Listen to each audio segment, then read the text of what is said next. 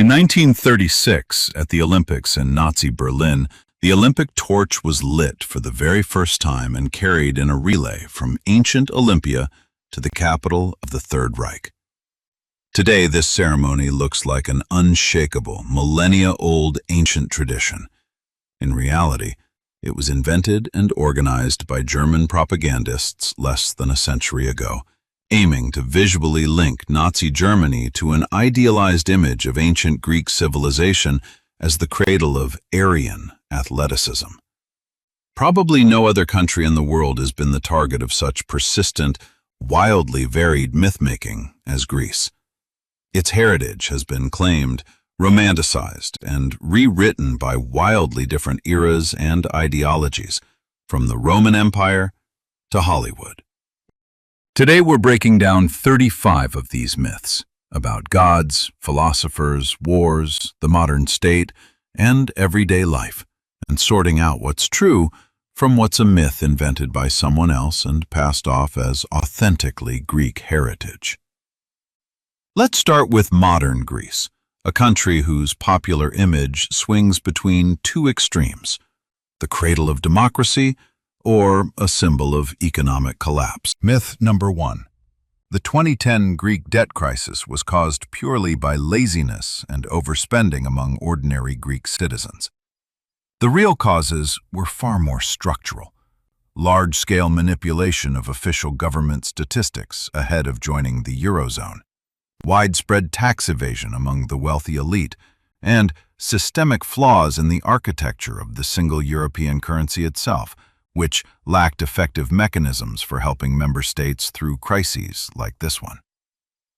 Statistics on actual hours worked, meanwhile, consistently showed the average Greek worker logging more hours annually than workers in a good chunk of far wealthier Northern European economies, including Germany itself, whose politicians were especially vocal in pushing the lazy Greeks narrative at the height of the crisis. The Greek government itself briefly imposed limits on cash withdrawals from bank accounts at the crisis's peak, forcing ordinary citizens into long lines at ATMs just to access their own savings, one of the most visible and painful symbols of the whole crisis decade for regular people. Greek society also saw a noticeable surge in political radicalism on both ends of the spectrum. The neo-Nazi party Golden Dawn unexpectedly won parliamentary representation at the crisis's height, causing serious alarm both domestically and among European observers, before its leaders were later convicted in court of running a criminal organization. Polling from that period also recorded a sharp drop in ordinary Greeks' trust in traditional political parties, blamed for collectively driving the country into this kind of financial collapse, which led to a rapid rise of previously fringe political forces on both ends of the ideological spectrum. The Greek government was also forced to hold several snap parliamentary elections in a row within just a few years at the crisis's peak, since none of the successive ruling coalitions could secure a stable enough parliamentary majority to push through the unpopular reforms demanded by international creditors, adding noticeable political turbulence on top of the economic instability. In the summer of 2015, tension peaked. The government called a surprise referendum on the terms of its creditors. Banks closed for nearly 3 weeks, and ATM withdrawals were capped at €60 a day per person, a restriction formally lifted only years later, leaving many Greeks with a lasting distrust of the banking system itself. Myth number 2. The Greek Orthodox Church is officially separated from the state, the way it is in most modern secular democracies. The real constitutional status of Orthodoxy in Greece remains noticeably more privileged. The Constitution itself directly declares Eastern Orthodox Christianity the prevailing religion. Priests are paid salaries out of the state budget, and religious education remains a mandatory subject for most students in public schools.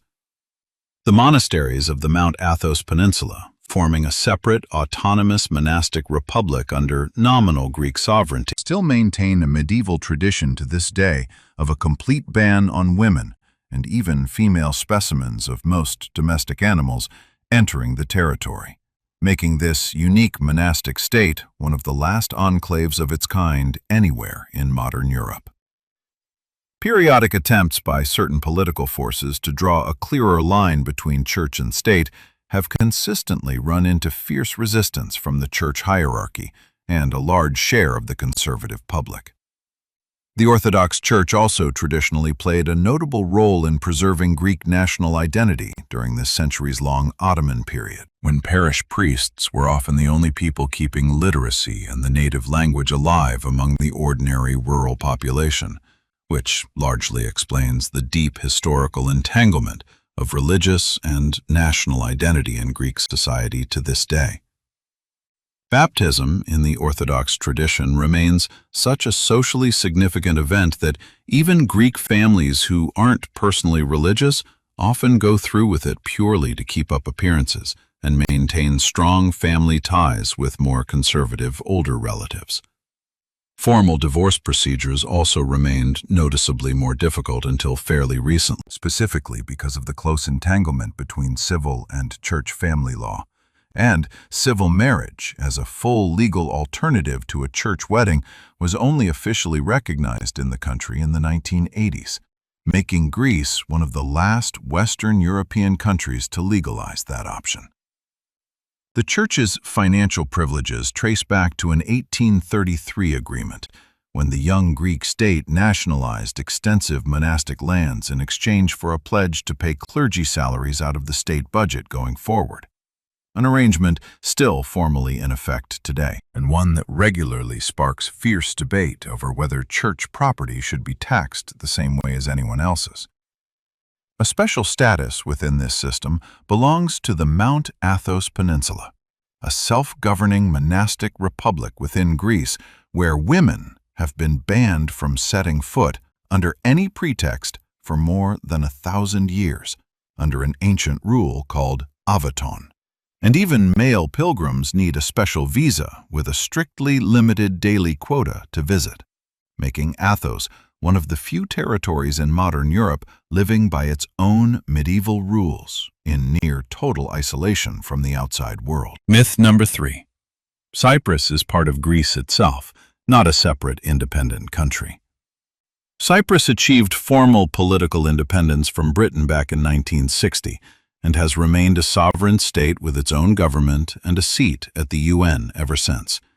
Even though the overwhelming Greek Cypriot majority of the population genuinely shares a common language, religion, and much of its cultural identity with mainland Greece.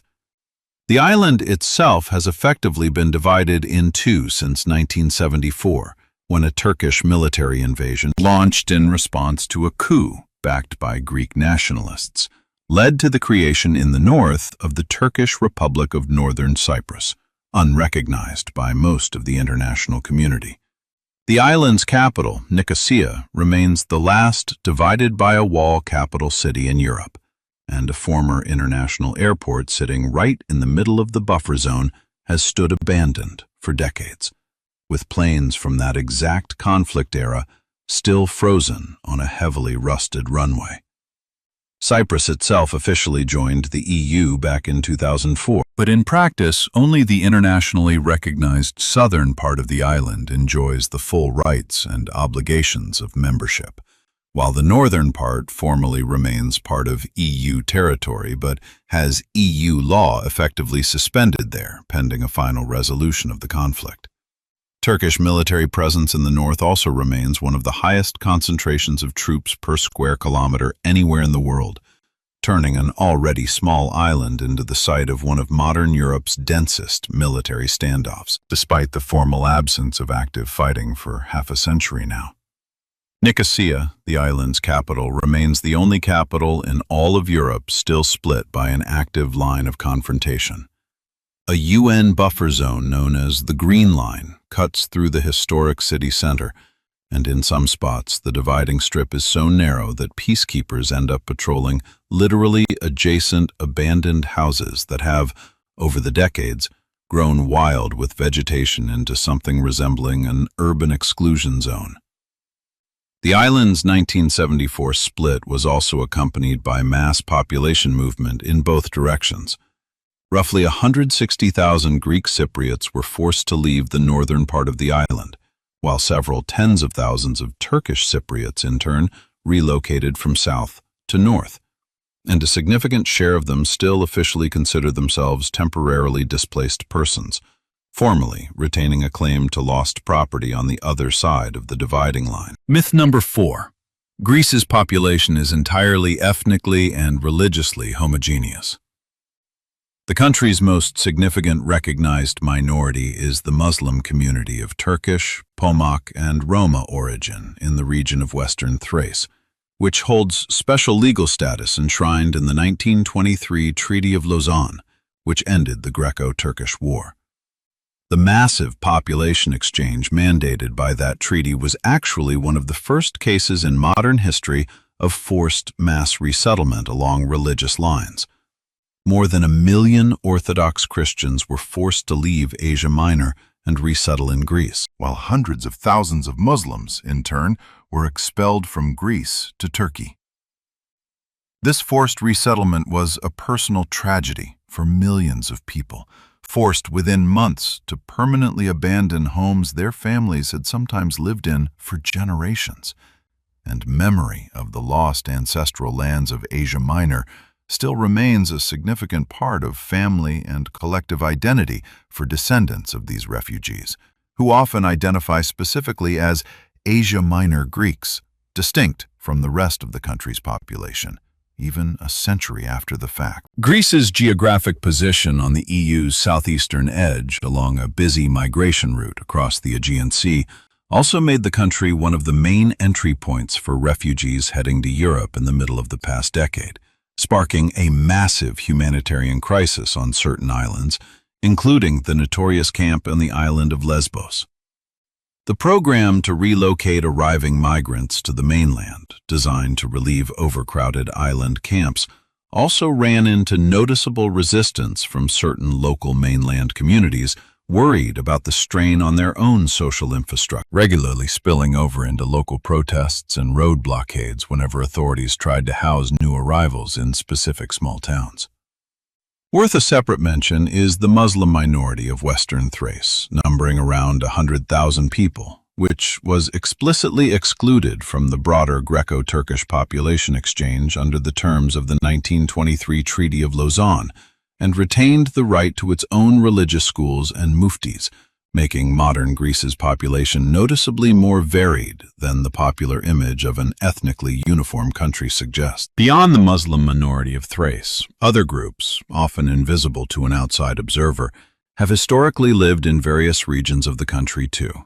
For instance, the Vlachs, an Orthodox, Romance language-speaking population of the Pindus mountain region who've preserved their own language, related to Romanian, along with Roma communities and small enclaves of Arvanites, descendants of medieval Albanian settlers whose own language today has been almost entirely displaced from everyday use by modern Greek. Myth number 5. Closing the block on modern Greece. The Greek economy is built entirely around tourism and agriculture, with no meaningful presence in high-tech industries. Greece's actual merchant fleet remains one of the largest in the world by total tonnage under Greek shipowner control, and the country's biggest port, Piraeus, was taken over in recent years by a Chinese state-owned company, making Greece one of Europe's key nodes in China's Belt and Road Initiative.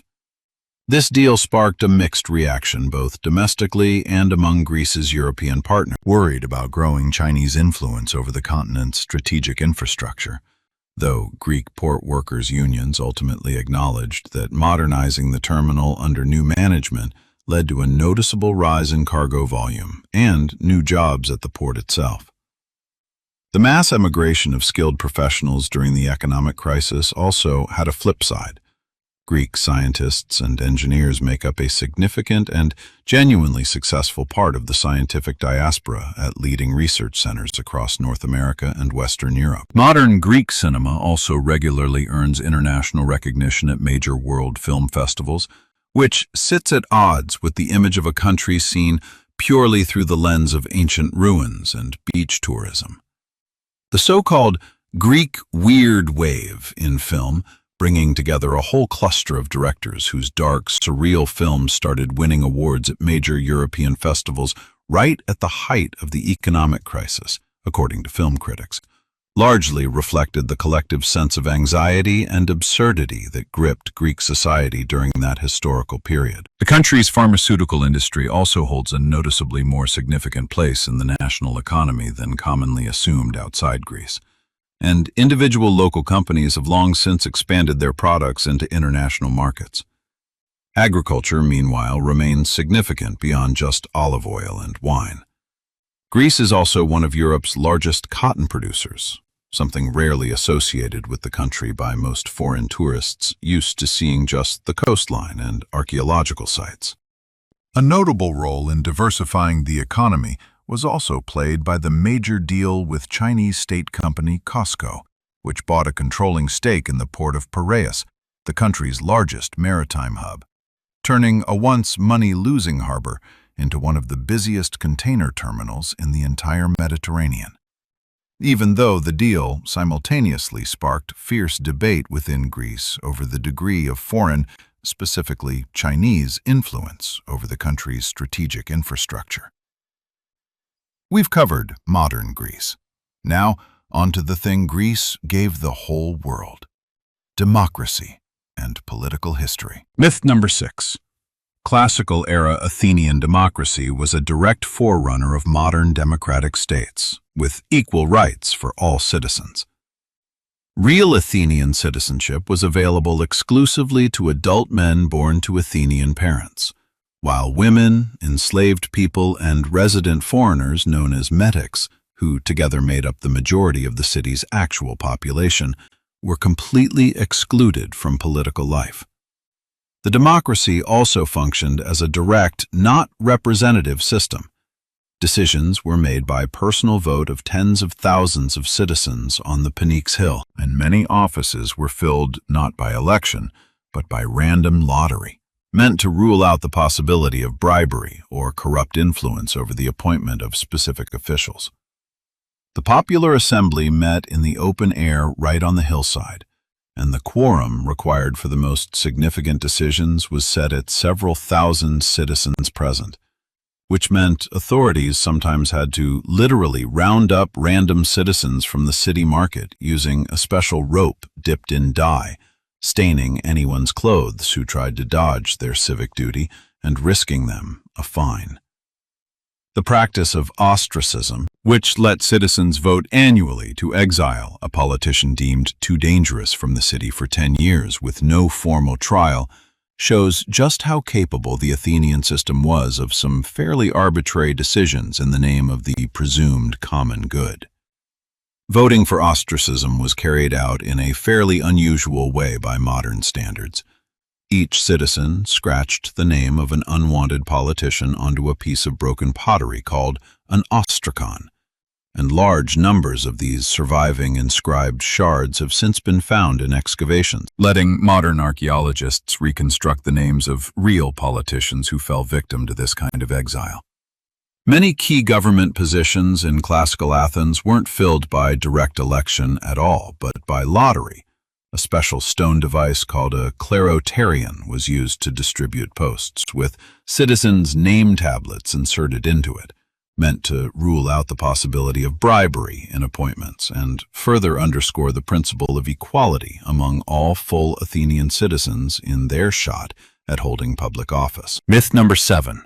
The Spartans were invincible superhuman warriors, and Sparta itself was essentially a military camp with no other social institutions. The harsh agoge system of military training really did toughen Spartan men from early childhood, but Sparta relied on the labor of an enslaved local population, the helots, who outnumbered full citizens several times over, creating constant fear of revolt among the Spartiates. Spartan women, meanwhile, had significantly more personal and property freedom than women in most other city-states, including the right to own land in their own name. Physical training for Spartan girls, unlike the practice in most other Greek cities, included mandatory regular running, wrestling, and discus throwing alongside the boys, since the Spartans genuinely believed a physically healthy mother would bear and raise sturdier offspring for the city-state's future army. Sparta's military dominance also wasn't absolute. Its army suffered a crushing defeat at Leuctra at the hands of the Theban general Epaminondas, after which Sparta's previously unbeatable reputation was permanently shattered. The Spartan agoge education system also included a fully officially sanctioned practice of food theft, in which teenagers were deliberately underfed and encouraged to steal food, with punishment for getting caught falling not on the act of theft itself, but on the thief's own clumsiness in getting caught. A practice ancient authors explained as an attempt to instill stealth and resourcefulness useful for future soldiers operating on enemy territory. At the same time, Spartan women held rights unthinkable elsewhere in Greece. They could legally own and manage land. And by the end of the classical era, according to Aristotle, women owned as much as 2/5 of all Spartan land. The philosopher himself directly called this state of affairs one of the key reasons for Sparta's decline, believing it undermined the society's overall military discipline. Everyday Spartan cuisine, meanwhile, was deliberately austere. The main dish at soldiers' communal meals was the so-called black broth, a stew of pig's blood, vinegar, and salt, whose taste, according to surviving ancient anecdotes, horrified even seasoned visitors from other Greek cities. And one Syracusan tyrant reportedly hired a Spartan cook specifically to make the dish at his own palace, only to be so disappointed with the result that he decided the old legends about Spartan toughness had simply been exaggerated. Myth number 8. The Hollywood movie 300 gives a historically accurate picture of the Battle of Thermopylae. The real battle differed from the film's image. The Greek force numbered several thousand warriors from various city-states, not exclusively 300 Spartans, though King Leonidas and his personal guard really did stay behind to cover the main force's retreat.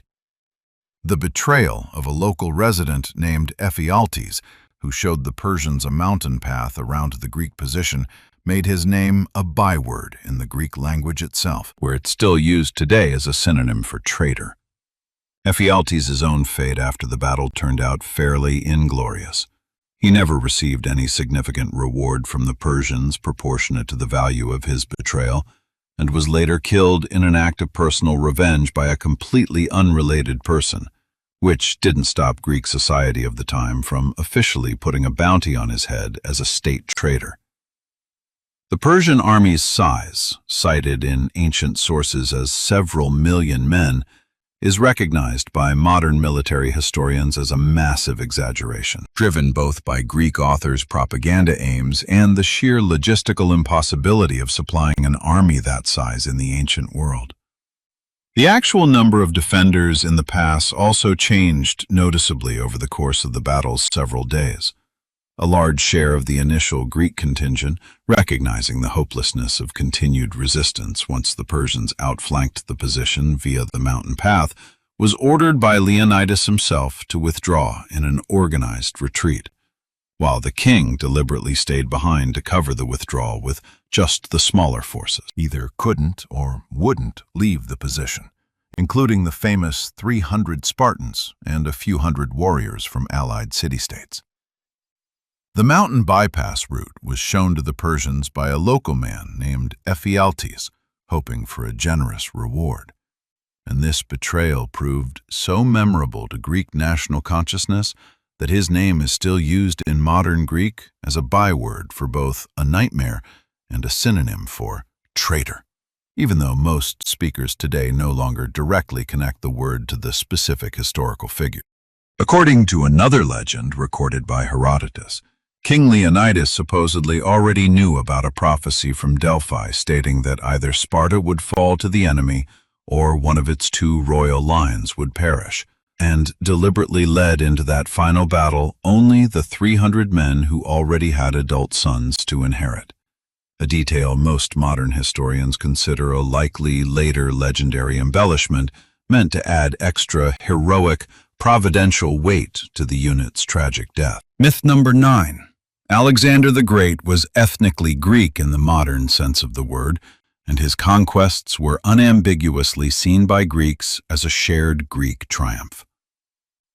The question of ancient Macedonians' ethnic identity remains the subject of fierce scholarly and political debate to this day, including the modern diplomatic dispute between Greece and North Macedonia over the latter's very name.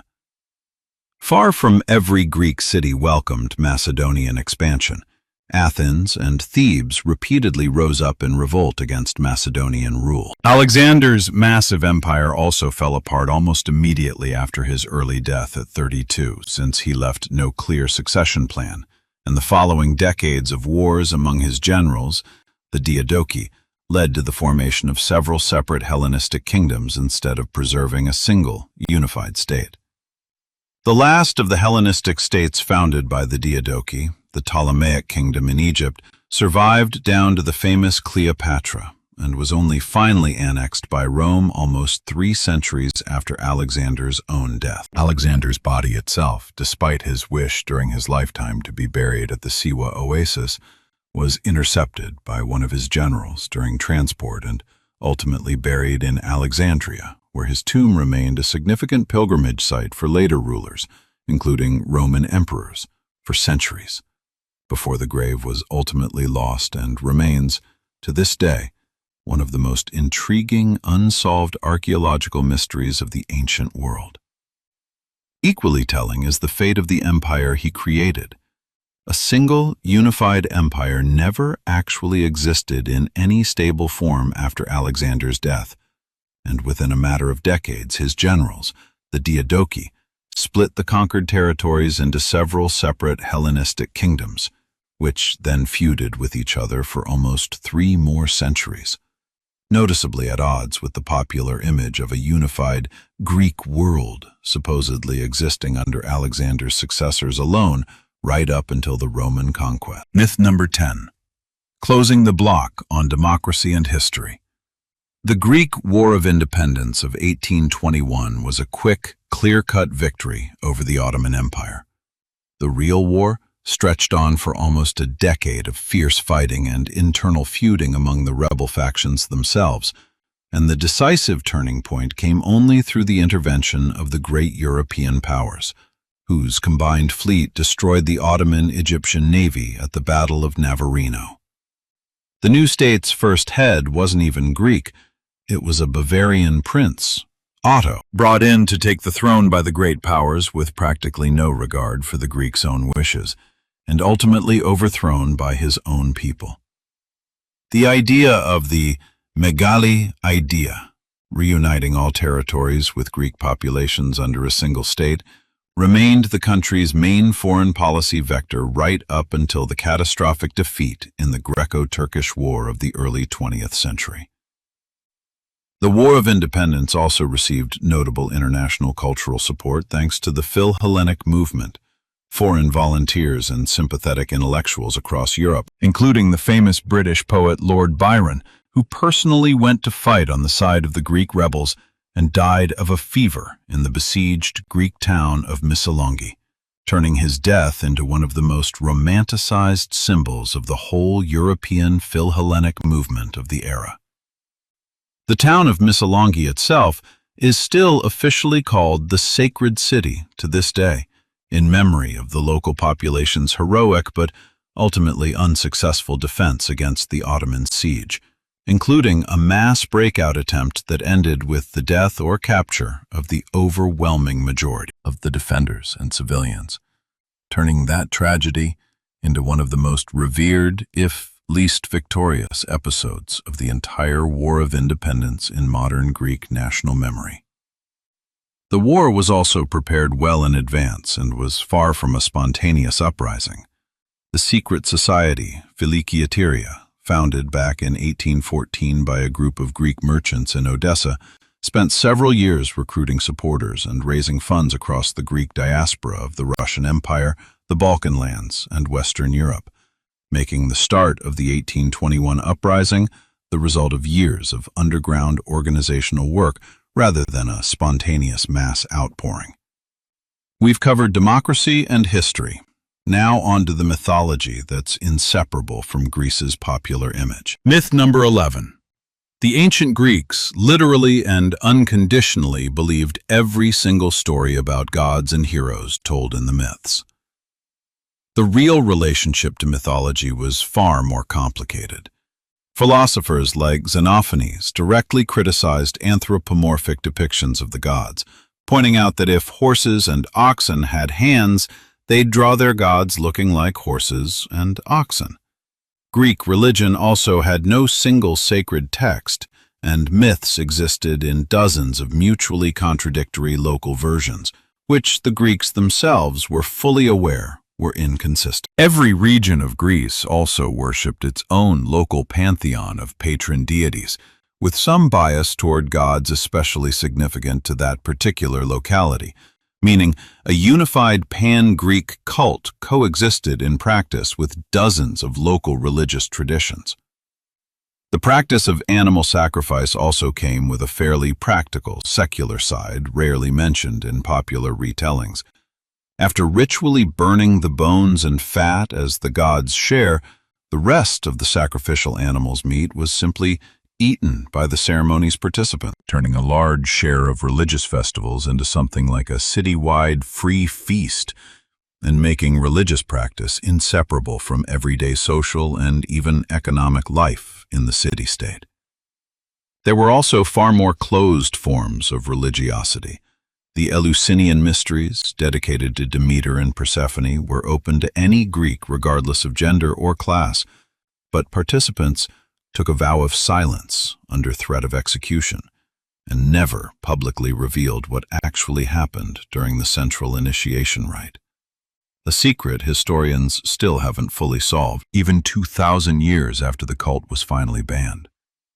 There were also far more ecstatic forms of worship, strikingly different from restrained official rituals. Followers of Orphic teachings and worshippers of Dionysus practiced nighttime mysteries with music, dance, and wine that brought participants to a state of religious frenzy. And it's exactly this coexistence of a pointedly rational philosophical tradition alongside ecstatic cults like these that often stumps modern researchers trying to present ancient Greek religiosity as something unified and internally consistent. Myth number 12. The gods of the Greek pantheon were seen by the Greeks as all-powerful and morally flawless beings. A defining feature of Greek mythology is actually the openly human, far from perfect character traits of the Olympian gods. Zeus constantly cheats on his own wife. Hera is vindictive and holds grudges, and Ares is openly cowardly in certain stories, despite his status as the god of war. This kind of display of divine weakness reflected less a belief in the gods as moral role models than an understanding of them as embodiments of powerful but temperamental natural and social forces, meant to be appeased rather than necessarily loved. Tellingly, the famous Athenian philosopher Socrates was ultimately sentenced to death precisely on the official charge of not honoring the traditional gods, showing that certain limits to religious tolerance really did exist in Athenian society. Socrates' trial was also far from the only politically motivated religious case in Athenian history. Shortly before it, a wave of impiety accusations had swept the city amid the scandal over the vandalized street statues of Hermes on the eve of a massive military expedition to Sicily, something modern historians link more to political scheming among rival Athenian factions than any real mass wave of religious devotion among ordinary citizens. The scandal over the defaced statues of Hermes was never solved in the immediate aftermath, and among the chief suspects was the famous Athenian general Alcibiades, whose hasty flight from trial to Athens' bitterest enemies, the Spartans, later became one of the most dramatic stories of political intrigue and personal betrayal in the entire history of classical Athens. The Greeks' relationship with their gods in general was far more practical and transactional than commonly imagined. When appealing to a deity with a request, a person would typically immediately promise a specific offering in return: a clay figurine of a healed body part, a share of the coming harvest, or war spoils. And this favor for a favor logic ran through Greek religiosity far more strongly than blind reverent worship in the modern sense of the word. Myth number 13. The Trojan War matched Homer's description exactly, right down to the wooden horse and the 10-year siege.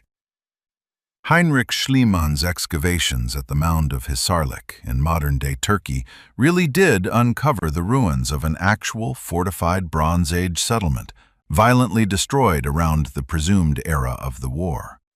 But the specific details of Homer's narrative, including the famous horse, most likely represent poetic reworking of far more mundane military realities. The famous treasure of Priam, a hoard of gold jewelry Schliemann discovered and declared belonged to the legendary king, actually turned out by later dating to belong to a significantly earlier period, centuries before the presumed war, making the find's headline-grabbing name yet another example of just how prone the archaeologist was to bending facts to fit the romantic story he'd already settled on.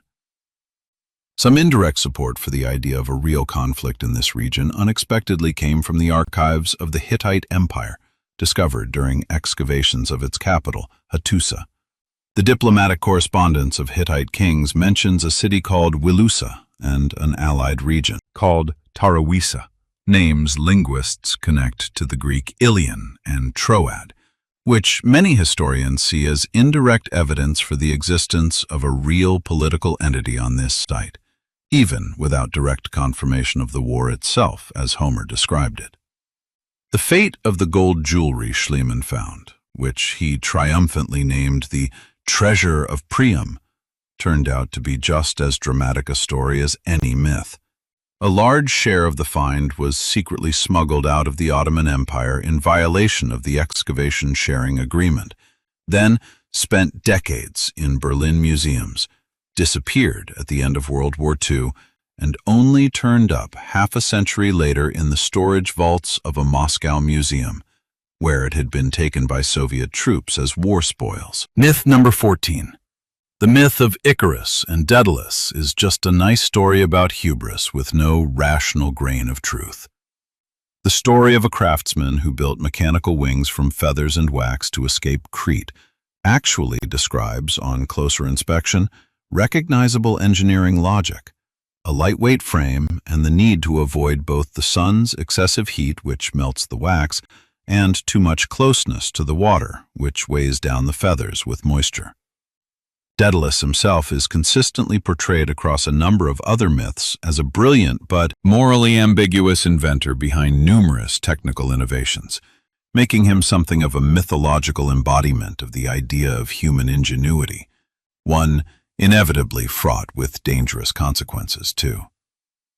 The image of wax wings melting from solar heat later became such a universal metaphor for excessive ambition across a range of European languages and cultures that it's often used entirely divorced from the original myth itself, a rare example of a specific image from an ancient myth breaking completely free of its narrative context to live its own symbolic life. The word Daedalian itself later took hold in European languages to describe extraordinarily skillful work.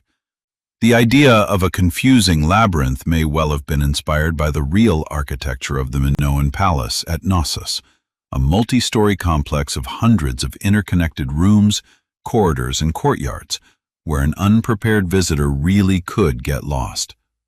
And later Greeks, discovering the ruins of this palace, may well have transferred an already existing mythological name onto it without fully understanding the true purpose of the structures they'd found. Far more important than the literal mechanics of flight in this story has always been its moral dimension. Since deep antiquity, the myth was seen by Greek authors primarily as a warning against hubris and disregard for a father's advice, not a story about a failed engineering experiment. And it was in this capacity, as a moral parable about the dangers of excessive self-confidence, that the story of Icarus later made its way into European painting and literature, long outliving interest in Daedalus himself as a character. Myth number 15, closing the mythology block. Homer was a real historical author who personally and single-handedly composed the Iliad and the Odyssey, exactly as we know them today. A significant share of modern scholars believe both works represent more the final written record of a long oral epic tradition, passed down by traveling bards for centuries, than the product of traditions among modern Balkan bards, a technical device that made memorizing a huge text easier under conditions of oral transmission.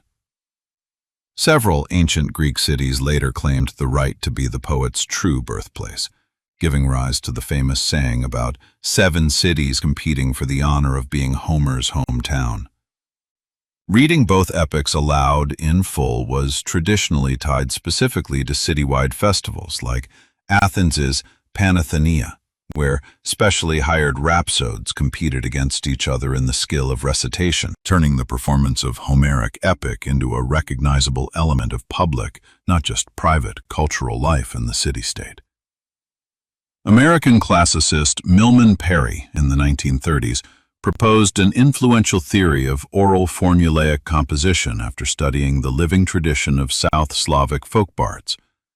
Based on his observations, poems of this scale could well have been passed down and reshaped orally for centuries, with no single fixed authorial text, thanks to a system of repeated standard epithets and formulas, giving researchers a new scholarly argument in favor of collective, rather than strictly individual, authorship of the Homeric poems. We've covered mythology. Now onto something you can't imagine modern Greece without: food and gastronomic culture. Myth number 16. Moussaka is an ancient dish whose recipe has been passed down unchanged in Greece for millennia.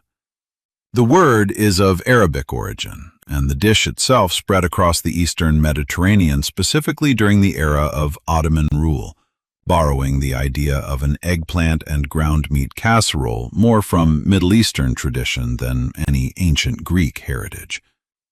The famous modern version, topped with a layer of bechamel sauce, wasn't developed in deep antiquity, but by one specific person: Greek chef Nikolaos Tselementes, in the early 20th century, deliberately adapting the dish to the vogue for French culinary technique. Tselementes was consciously trying to elevate traditional cuisine in the eyes of educated urban audiences, reflecting a broader push by the Greek elite of the time to prove their own belonging to civilized European culture.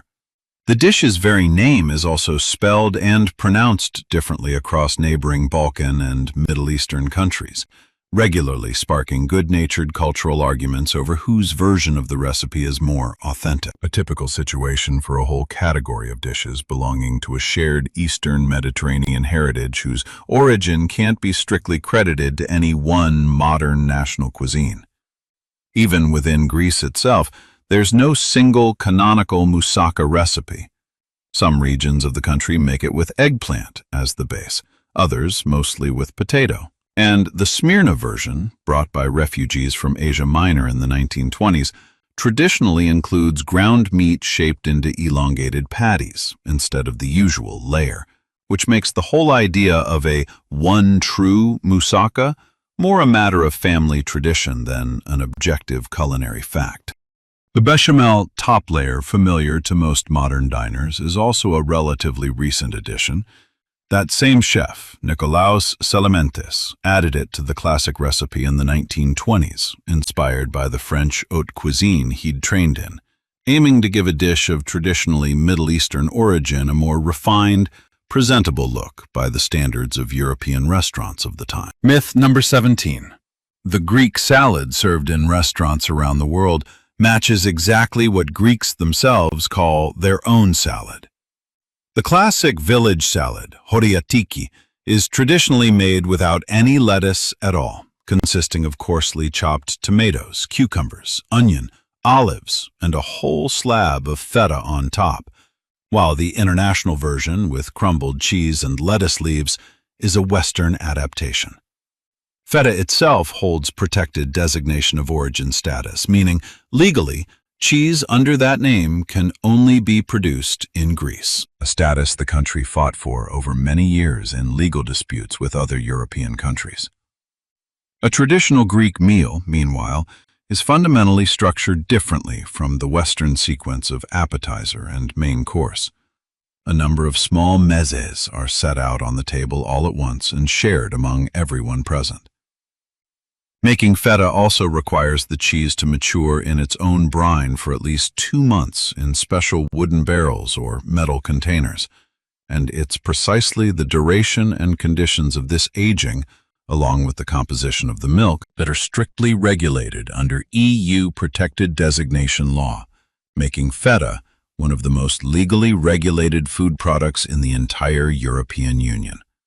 Greece fought for this protected name status in EU courts for several decades against objections from other producing countries, which insisted the word feta had long since become a generic term for a certain type of brined cheese, rather than a name tied geographically to one specific country. A dispute finally resolved in Greece's favor only in the early 2000s. But even after securing exclusive rights to the name feta within the EU, some countries, chiefly Denmark and Germany, kept producing and actively exporting nearly identical brined cheese under other names, like white brined cheese, which regularly sparks fresh rounds of trade complaints from Greece and vividly shows just how hard it is to control the use of traditional product names outside their country of origin. Similar geographic origin protection also covers Kalamata olives, from the region of the same name on the Peloponnese, whose distinctive almond shape and rich dark purple color are officially recognized as a separate variety, along with quality cold-pressed olive oil, whose export, alongside the olives themselves, remains one of the few agricultural sectors of the Greek economy still bringing in steady foreign currency revenue, regardless of tourist season swing. Myth number 18. The thick, strained yogurt sold under the label Greek worldwide is a unique invention of specifically Greek culinary tradition. The technique of straining regular yogurt through cloth to get a thick consistency is practically identical to long-standing traditions in a number of other Middle Eastern and Balkan cuisines, including Turkish and Lebanese. The scientific classification of the bacteria used in producing regular yogurt is even called Bulgarian bacillus, since it was first described by a Bulgarian microbiology student. The straining process also requires noticeably more starting milk to produce the same final amount of finished product compared to regular, unstrained yogurt, which partly explains its higher retail price on store shelves. The huge popularity of the term Greek yogurt, specifically in Western markets, largely comes down to the successful marketing strategy of certain commercial brands, including the largest Greek dairy company, which successfully entered the American market under exactly this name at one point, firmly cementing the product's association with Greece. The real driver of the term's worldwide popularity, though, was the American company Chobani, founded in 2007 by a Turkish-origin immigrant. An aggressive ad campaign under the Greek yogurt banner helped turn a niche product into one of the fastest-growing segments of the American dairy market, even though the whey straining method behind the thick texture has, since ancient times, been used far beyond Greece alone, across a whole range of Middle Eastern and Balkan culinary traditions. Myth number 19. Ouzo and retsina are ancient drinks Greeks drank in unchanged form even in antiquity. Distilling hard alcohol only spread through the region in the late Middle Ages, and ouzo in its current form only took shape as a distinct, recognizable drink relatively recently, in the 19th century. Retsina, by contrast, comes from a much older tradition. In antiquity, pine resin really was added to wine to seal amphorae for transport, and although the need for that kind of preservation disappeared long ago, the distinctive taste survived as a deliberate stylistic choice. Traditional ouzo's strength is also noticeably higher than most drinks a Western consumer is used to, which often catches unprepared tourists off guard, who underestimate the drink's real potency. The drink's name, by one theory, comes from the Italian business term uso massalia, meaning for use in Marseille, once used to mark especially high-quality batches of silk cocoons, which later, by pure coincidence, came to be used to mark export batches of top-grade hard liquor too, making the name's etymology far stranger and more roundabout than you might guess. Retsina's distinctive resinous taste traces back to a far more practical ancient tradition. Lacking airtight glass containers, ancient winemakers sealed amphora necks with pine resin to protect the wine from spoiling and oxidizing during long sea voyages, and the taste, originally just a side effect of transport, eventually became its own standalone flavor tradition that Greek winemakers deliberately preserve even in an era when glass bottles have long since made that kind of preservation unnecessary. Ouzo, for its part, has its own recognizable chemistry trick. The anise oil giving the drink its characteristic flavor dissolves well in alcohol but not in water, so when diluted, the clear drink visibly clouds over into a milky white color right before your eyes, an effect winemakers call the ouzo effect, explained by the simple physical phenomenon of essential oils precipitating into a microscopic suspension, not any kind of magic or special water quality. Myth number 20. What many countries call Greek coffee is made and perceived the same way in Greece as in neighboring Turkey. The method of brewing finely ground coffee in a special pot is shared by both cultures, inherited from the region's common Ottoman past. But the drink's name carries noticeable political sensitivity in Greece, specifically because of the complicated history between the two countries. Persistently using the word Turkish for the drink was for a long time seen as inappropriate, leading to the widespread renaming of the drink as Greek coffee over the course of the 20th century. The cold, foamy frappé variety, meanwhile, was invented completely by accident. An employee of an international instant coffee company at a trade fair in Thessaloniki in the 1960s couldn't find any hot water and shook instant coffee with cold water and ice in a shaker instead. The frappé formula, which later spread across southeastern Europe and the Middle East under various local names, remained a narrowly regional drink for a long time before gaining genuine international popularity. Only with the spread of chain coffee shops and social media in the 21st century, making the drink's history a vivid example of how a local culinary accident can, decades later, unexpectedly turn into a global trend. It's telling that after the sharp escalation of Greek-Turkish tensions over Cyprus in 1974, the drink, which had been called Turkish coffee in Greece for centuries, was massively renamed on cafe menus and in everyday speech to Greek coffee for purely political reasons, even though the recipe, the brewing method in the same pot, and the serving style with grounds settled at the bottom of the cup remained completely identical across the region, regardless of what any given country calls the drink. There's also a lasting everyday tradition tied to the drink that has nothing to do with politics.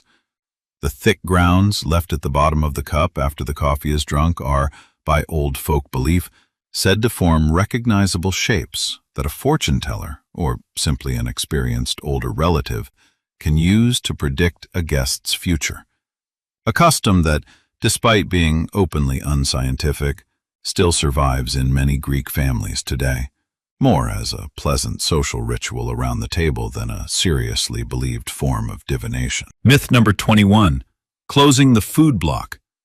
Cretan and broader Greek cuisine has always been considered a model of healthy eating, recognized as such by historical consensus among nutritionists. The concept of the Mediterranean diet was actually only systematized relatively recently, in the mid-20th century, by American scientist Ansel Keys, who studied the diet of Crete's residents in the post-war period and linked it to low rates of cardiovascular disease. The methodological basis of Keys's original study was later criticized for selective sampling, which didn't stop the concept from gaining the widest international recognition, even earning UNESCO Intangible Cultural Heritage status. Keyes's proposed protective formula also considered not just the food itself, but the entire lifestyle of Mediterranean peoples as a whole, including physical activity and the social dynamics of eating together at a shared table, which makes the popular modern reduction of Mediterranean diet down to just a list of individual healthy foods a fairly simplified reading of a far more comprehensive original scientific idea. Ancel Keys himself, incidentally, personally stuck to the diet he promoted for decades of his own long life, living to be 100, something his supporters often cite as informal, if statistically meaningless, personal proof of his own theory's effectiveness. The real modern diet of Greece's own residents, meanwhile, like that of a number of other countries, has been drifting further and further from the idealized image nutritionists promote, under the influence of a globalized food industry. Greece's school lunch system has, in recent years, become the target of dedicated government programs aiming to bring at least part of the traditional diet back into school cafeterias as a way to fight rising childhood obesity, effectively turning what was once an organic, everyday culinary tradition into the subject of deliberate, targeted public health policy. Ancel Keys's famous study, which kicked off the whole vogue for the Mediterranean diet, was later seriously criticized by other scientists for methodological limitations. Out of dozens of potentially suitable countries for comparison, the author chose only 7, and data from Crete was collected largely during church fasting periods, when locals traditionally gave up meat and dairy, which may have skewed the resulting picture of the islanders' typical everyday diet. We've covered food. Time to move to the ancient structures and wonders of the world that are inseparable from any introduction to Greece. Myth number 22. Greek temples and statues were originally pure white and designed specifically for the stark purity of marble. Modern research using ultraviolet light and X-ray fluorescence has found traces of mineral and organic pigments on practically all surviving major sculptures and architectural elements from the classical era. Reconstructions carried out by German archaeologist Vinzenz Brinkmann based on this research have delivered a genuine culture shock to modern audiences. The vivid color schemes are completely at odds with the Apollonian white ideal that's been ingrained since the neoclassical era. A traveling exhibition of these colored reconstructions has already toured dozens of major world museums, and organizers consistently note that a significant share of visitors initially find these bright copies tasteless or even kitschy, which just goes to show how deeply the white, time-bleached image of the ancient ideal of beauty has embedded itself in modern collective consciousness. This kind of painting was seen by the ancient Greeks themselves as a completely integral part of the unified sculptural and architectural design, not some later optional decoration added onto an already finished stone form, which is forcing modern art historians to rethink the very boundary between different kinds of visual art as applied to ancient aesthetics. In recent years, modern museums have started deliberately displaying hypothetical colored reconstructions right alongside the original bleached sculptures, trying to get the general public used to a far more historically accurate image of ancient art. Among the specific pigments researchers have found on statue surfaces using ultraviolet and X-ray analysis, the most common are so-called Egyptian blue, one of the first artificially synthesized pigments in human history, and a rich red ochre, and one of the most fully preserved examples of genuine ancient polychromy is the so-called Alexander sarcophagus, where traces of the original coloring are visible to the naked eye even more than 2,000 years later. Myth number 23. The Acropolis is a single building, essentially synonymous with the Parthenon itself. The Acropolis is actually an entire fortified complex of structures, including, beyond the Parthenon, the Erechtheion with its porch of the Caryatids, the monumental Propylaea gateway, and the small temple of Athena Nike.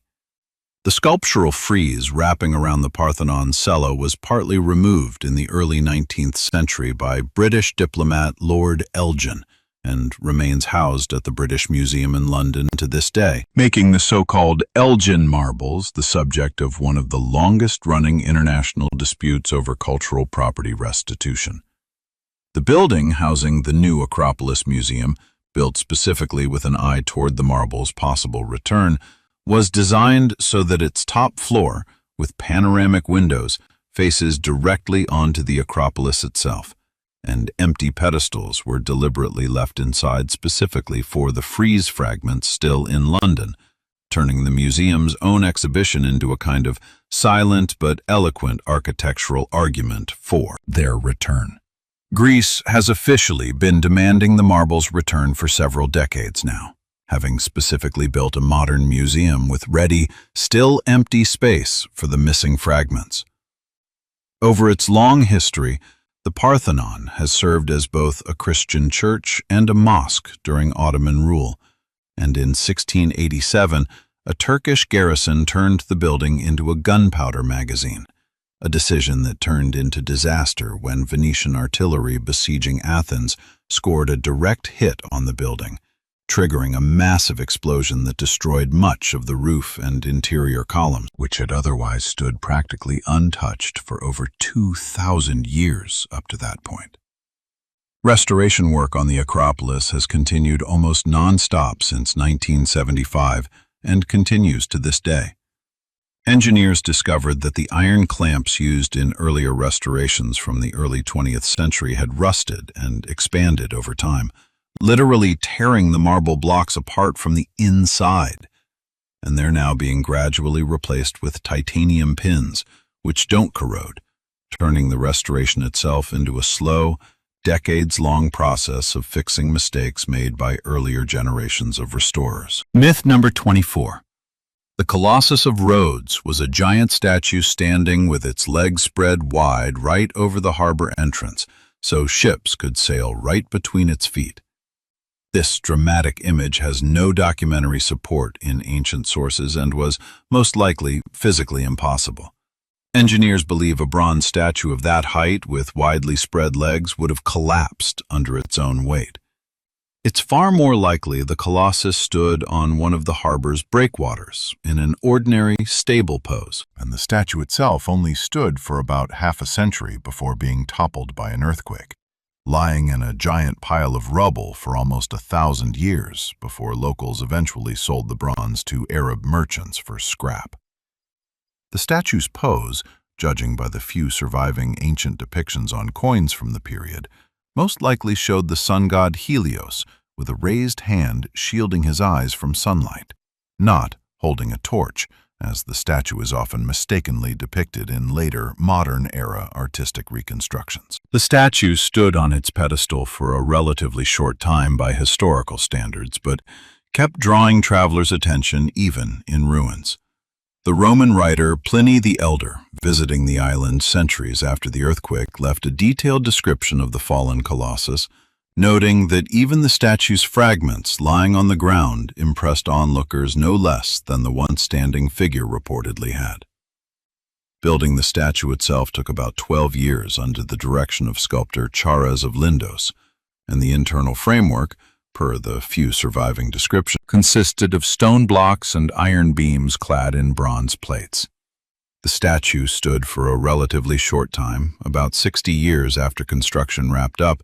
A powerful earthquake in 226 BCE snapped the Colossus at the knees, and the fallen wreckage then lay right on the ground for more than 800 years, becoming a kind of tourist curiosity of the ancient world before the bronze was finally melted down for scrap in the early Middle Ages. The image, widely circulated since the Renaissance, of the Colossus proudly straddling the harbor entrance with ships supposedly sailing between its feet, is unanimously considered physically impossible by modern engineers.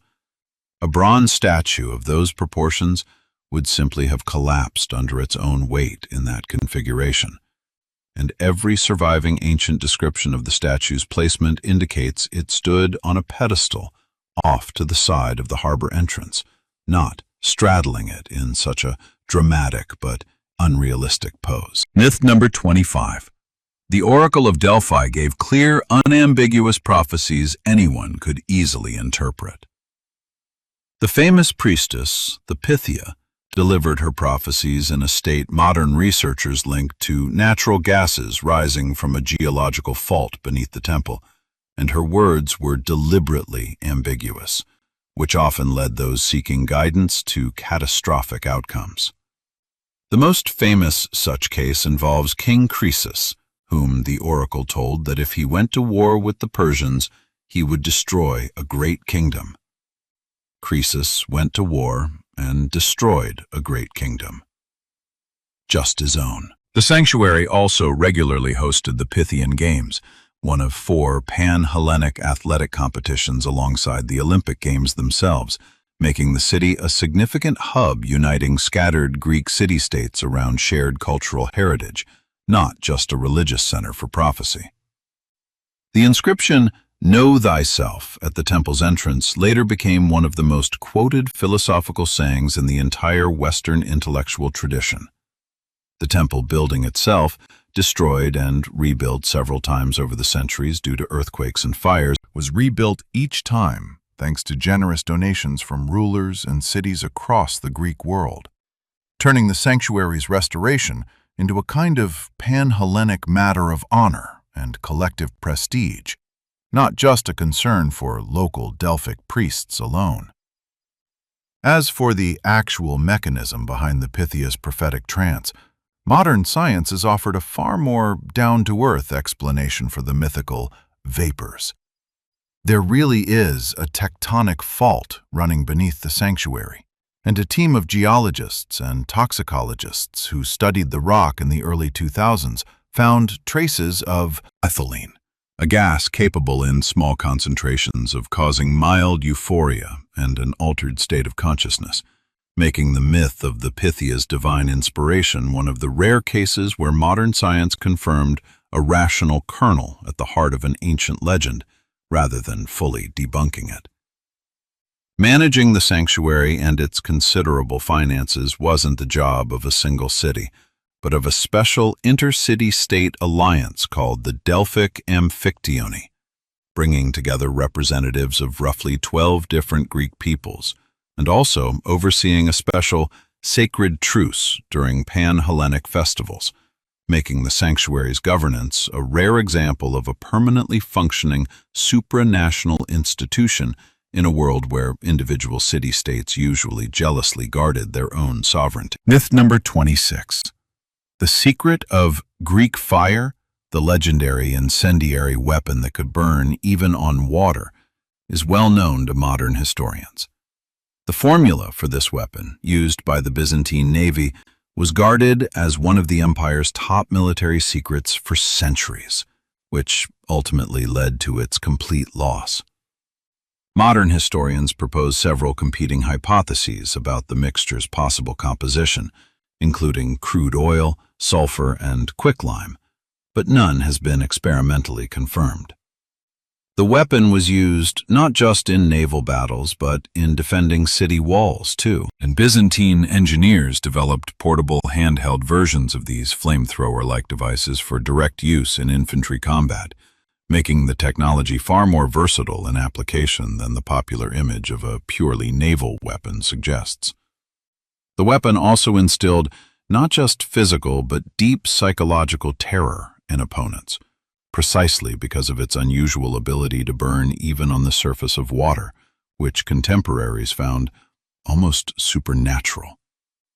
The flammable mixture was delivered to enemy ships through special bronze siphons mounted on the bows of Byzantine vessels, working on a principle similar to a primitive flamethrower, and the formula itself was a top-level state secret, known only to a narrow circle of craftsmen close to the imperial court, a secret so tightly guarded that it was permanently and irrevocably lost after the fall of Constantinople in 1453.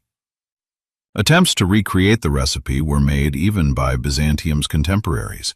Arab and later Western European chroniclers repeatedly mention their own experimental incendiary mixtures used in sieges, but none, judging by eyewitness accounts, ever matched the original formula's impressive properties, leaving historians of chemistry still debating the exact combination of ingredients in the original Byzantine formula, which dozens of researchers have tried to reconstruct over the past 2 centuries. Myth number 27. Closing the block on ancient structures. The Cretan mythology of the Minotaur and the Labyrinth is pure invention with no real historical basis. Excavations of the Palace of Knossos on Crete, conducted by British archaeologist Arthur Evans, uncovered a huge, maze-like palace complex of the Minoan civilization with numerous bull imagery in its frescoes, which could well have served as the real historical basis for the legend of a bull man in a labyrinth. The Minoan civilization really did dominate maritime trade in the Aegean region for several centuries before declining, presumably due to a catastrophic volcanic eruption on the nearby island of Santorini. The royal residence itself also had a surprisingly sophisticated water supply and sewage system for its era, including siphon-based toilets and ceramic pipes draining rainwater from the roofs, which has led modern engineers to acknowledge that certain everyday comforts of the Minoan palace outdid the sanitation systems of many European cities well into far later historical eras. Evans's method of restoring parts of the palace using concrete and bright, at times fairly fanciful paintwork later drew serious criticism from professional archaeologists. Confusion around the ancient wonders of the world is also compounded by the modern marketing initiative New 7 Wonders of the World, launched by a private Swiss organization in the 2000s based on an internet vote. Despite having zero connection to the original ancient list, the bold name alone leads a good chunk of the audience to confuse the 2 lists, and some tour companies even deliberately blur the line between these 2 fundamentally different lists for promotional purposes. We've covered ancient structures. Now, on to language, writing, and philosophy, which Greece gave to the whole world. Myth number 28. The Greek alphabet and the Cyrillic alphabet are essentially the same script. Cyrillic really does draw heavily on the Greek uncial alphabet, and creating a new Slavic script is traditionally credited to the missionary brothers Cyril and Methodius. But Cyrillic also includes a number of its own letters, absent from Greek, specifically created to represent sounds characteristic of Slavic speech. Greek writing was also the first alphabetic system in history to require marking vowel sounds with separate letters, while the Phoenician prototype it borrowed from marked only consonants, something modern linguists consider one of the most important original Greek improvements to the very idea of alphabetic writing. The mysterious linear B script of the Minoan-Mycenaean era, found on clay tablets and long considered an unsolvable puzzle, wasn't deciphered until the mid-20th century by British amateur architect Michael Ventris, who proved the symbols concealed an early form of the Greek language itself. Ventris wasn't a professional linguist at all. He worked as an architect, taking on the decipherment purely as a dedicated hobby in his spare time. The Greek alphabet itself, incidentally, also wasn't invented from a blank slate. Around the 8th century BCE, the Greeks borrowed a writing system from Phoenician traders, but introduced a critically important innovation. For the first time in the history of writing, they began marking not just consonants, as the Phoenicians had, but vowel sounds too, with separate letters, making Greek writing significantly more precise and convenient for recording living spoken language. There also simply wasn't a single standardized Greek alphabet for a long time. Different city-states used their own local writing variants, noticeably different in the shape and set of individual letters. And it wasn't until 403 BCE that Athens officially adopted the Ionian version of the alphabet as the standard, which then gradually, though far from instantly, displaced the other local writing systems across the Greek world. Myth number 29. Greek philosophy emerged completely independently with no influence from neighboring ancient civilizations. The earliest Greek philosophers, including Thales of Miletus, lived in Ionia, on the western coast of modern-day Turkey, closely connected to the far more ancient civilizations of Egypt and Mesopotamia, whose achievements in mathematics and astronomy served as a significant source of inspiration for early Greek thought. The Babylonian astronomical tradition had, by that point, accumulated centuries of systematic observations of planetary motion and eclipse prediction, documented on clay tablets, which were later actively used by Greek astronomers of the Hellenistic era, including the famous Hipparchus, making early Greek science far more a continuation than an invention of systematic skywatching from scratch.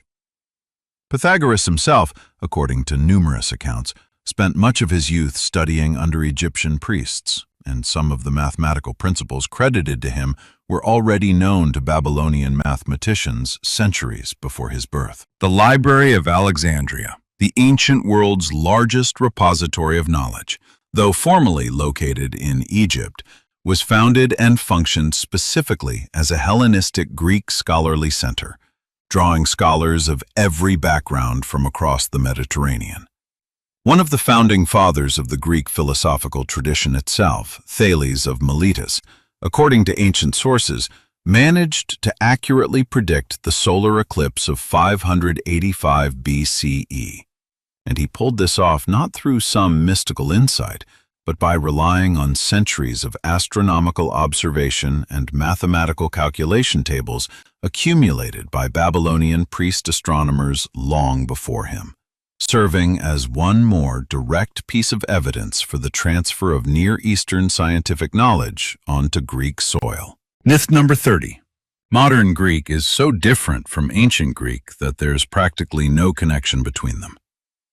Despite substantial changes accumulated over millennia, Greek shows one of the longest continuous documented written traditions of any living language, and an educated modern Greek with a bit of preparation can actually read a significant share of ancient Greek texts.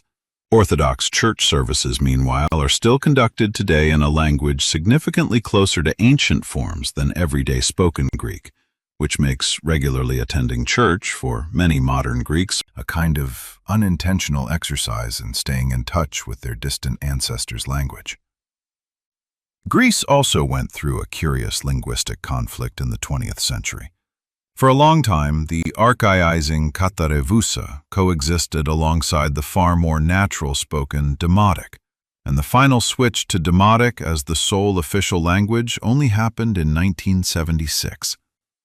The polytonic accent system was also officially simplified to a single mark only in that same reform, noticeably easing the learning process for subsequent generations of schoolchildren. Greek television and radio also played a significant role in gradually smoothing out regional dialect differences over the second half of the 20th century, as the unified, standardized broadcast language of capital city announcers gradually pushed the most distinctive local pronunciation and vocabulary quirks out of everyday use in the country's more remote provinces, something many linguists today view as both a cultural loss and a natural byproduct of national linguistic standardization.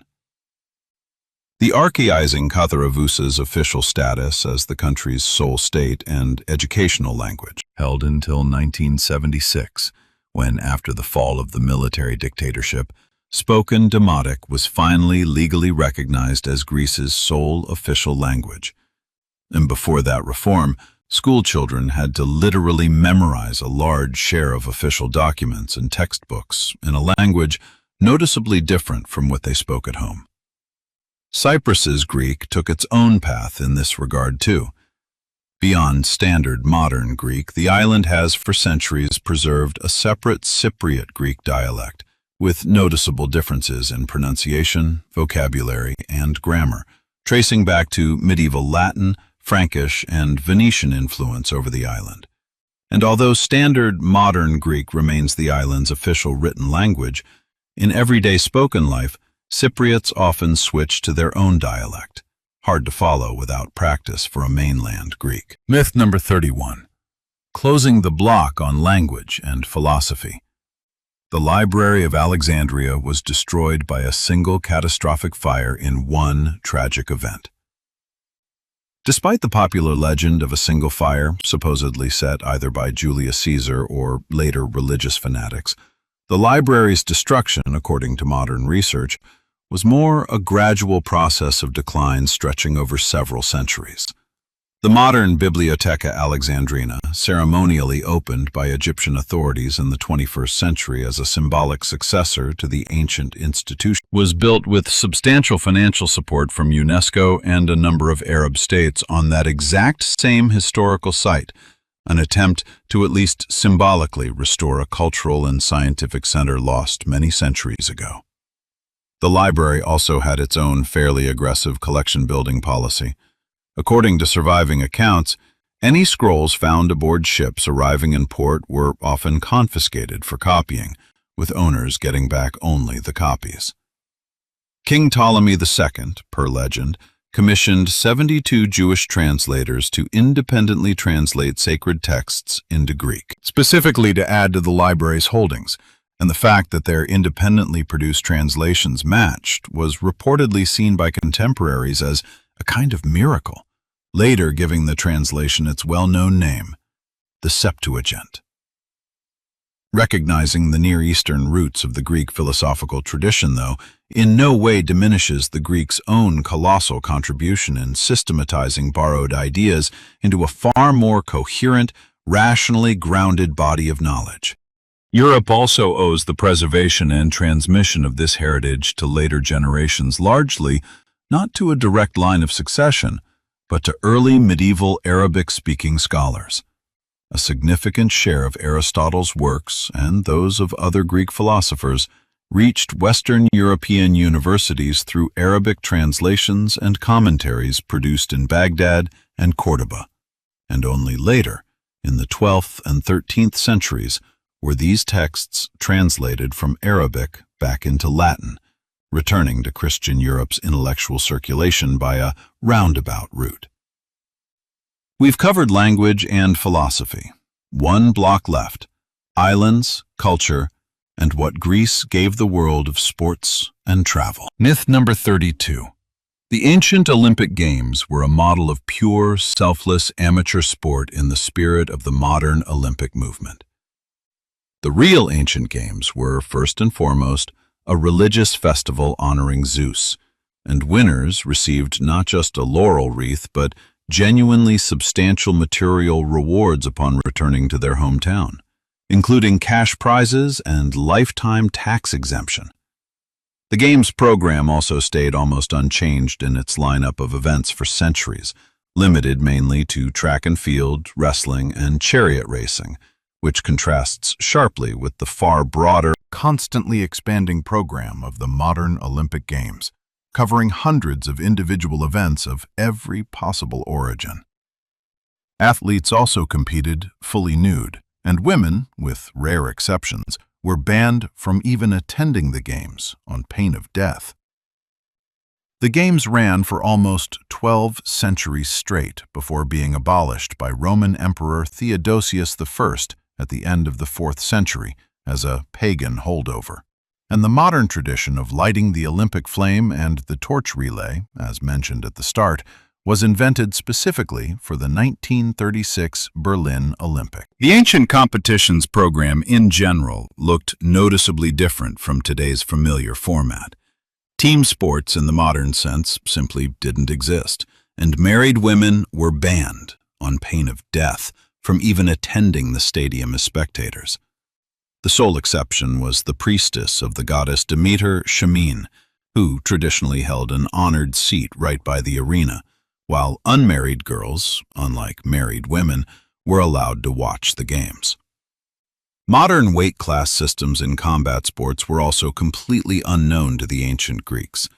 Wrestlers and boxers competed regardless of their own weight or height, which often led to openly unequal but no less revered by spectators matchups. And an ancient pentathlete had to show his skill in a single day, sequentially, in running, jumping, discus, javelin, and wrestling, making a pentathlon victory arguably an even more prestigious achievement than success in a single specialized event. Myth number 33. Sirtaki is an ancient traditional Greek folk dance. The famous dance was actually specifically composed by composer Mikis Theodorakis for the Hollywood film Zorba the Greek in 1964, and represents an artificial blend of several different, much older dance styles. The word Sirtaki itself literally translates from Greek as simply touching or dragging, referring to the dance's performance style with arms placed on neighbors' shoulders, rather than any specific ancient choreographic source. Actor Anthony Quinn, according to legend, asked for a slower version of the final dance specifically because he'd injured his leg shortly before filming and physically couldn't perform the faster traditional movements.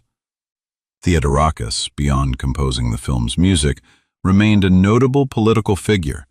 An active participant in the resistance during the war years, he was later imprisoned for his own left-wing views during the military junta of the late 1960s and early 1970s. The worldwide box office success of Zorba the Greek in 1964 played the decisive role here. It was the film's massive international commercial success that cemented this hastily composed dance in the minds of millions of foreign viewers as some kind of eternal solar of Greek national identity. And today, tour companies around the world continue exploiting this cinematic image far more often than any of the genuine, far less publicized traditional dances of the country's individual regions. The dance's name, though, wasn't invented out of thin air. The composer borrowed it from a genuinely existing folk dance called sirtos, found across various regions of Greece since Ottoman times. But the structure, recognized worldwide today, a slow opening section gradually building into a rapid, accelerating tempo, was specifically designed for the needs of the film scene and had never before existed in that form in authentic folk choreography. Myth number 34. Closing the islands block. The Greek islands are more or less the same and equally well developed for tourism. The real number of islands scattered across the Aegean and Ionian seas runs into the thousands, of which only a small share are permanently inhabited, and an even smaller share have developed tourist infrastructure comparable to famous Santorini or Mykonos. The famous volcanic island of Santorini owes its distinctive crescent shape to a catastrophic Bronze Age volcanic eruption, powerful enough that some researchers link this exact event to the origin of the Atlantis legend. The permanent population of many lesser-known islands also keeps steadily shrinking as young people migrate away for work, creating a genuine risk of complete depopulation for some communities within the coming decades. Some of these islands have, in recent years, started attracting foreign remote workers with special tax breaks and simplified visa programs. And the state has also made deliberate efforts to subsidize ferry service to remote archipelagos, which would otherwise be completely unprofitable for private shipping companies without government support. Of the roughly 6,000 islands and islets that make up Greek territory, only around 230 are inhabited year-round, and the population of many inhabited islands can swell 5 to 10-fold during the summer tourist season compared to the year-round resident count, putting an annual strain on local infrastructure, from water supply to garbage collection, built for a brief peak season rather than steady year-round use. Even ownership of certain uninhabited islets sometimes remains the subject of diplomatic disputes. In 1996, the tiny uninhabited islet of Imia in the Aegean nearly triggered an armed conflict between Greece and Turkey over disagreements about maritime borders, a vivid demonstration of just how sensitive the status of even the most seemingly insignificant scraps of land remains in the region. And now, the 35th and final myth, the one that brings today's whole breakdown full circle, back to the story we started with. It's a common belief that national traditions and ceremonies perceived as unshakable heritage from deep antiquity really do trace back to antiquity itself, with no later distortion. As we now know, The Olympic torch, supposedly rooted in millennia of history, was actually a 1930s Nazi propaganda invention. Sirtaki, seen as an authentic folk dance, was composed for a Hollywood movie, and moussaka, which feels as old as antiquity itself, was systematized by one specific chef less than a century ago. Every myth we've covered today ultimately tells us less about Greece itself than about how later eras, from Nazi Germany to the modern tourism industry, claimed the right to speak in antiquity's name, constructing a convenient image of the country that suited their own purposes, then passed it off as objective historical truth. Understanding this gap between a convenient myth and a far more complicated reality is, perhaps,